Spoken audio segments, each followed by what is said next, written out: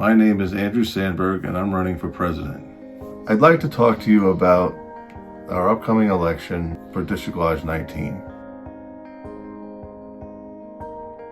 I'm imagining a more successful District 19. Every member on my Experience for Progress Slate has attended formal training and continues in order to provide the best representation possible.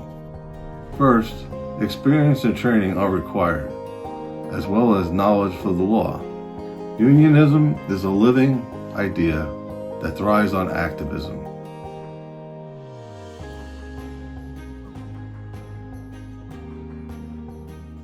My father and my grandfather inspired me at a young age by watching and listening to them represent members in their union. Since these times, I've always felt I owe a debt to the labor movement. The union movement has provided for me and my family all of my life.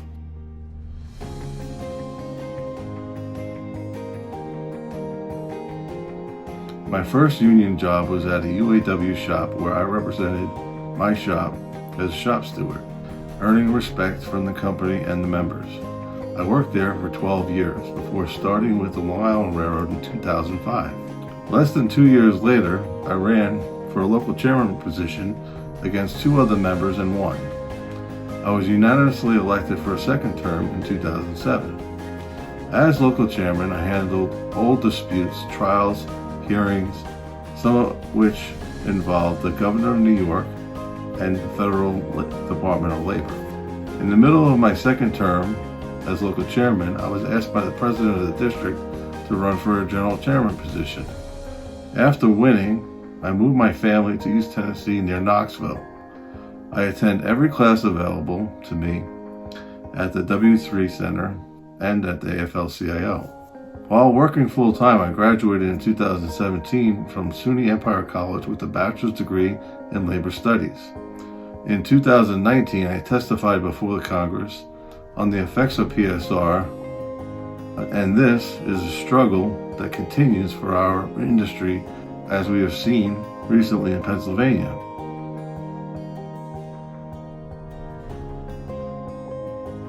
Not just machinists, but all members were able to be activated, to take action.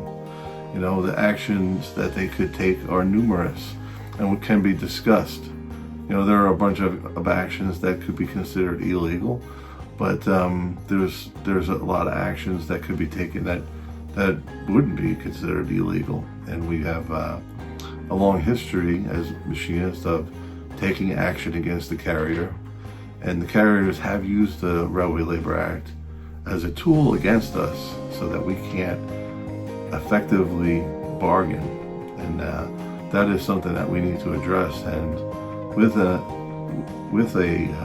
coalition of all unions, which we came close in the last time, but it really wasn't effective enough because it didn't come down to the shop floor level.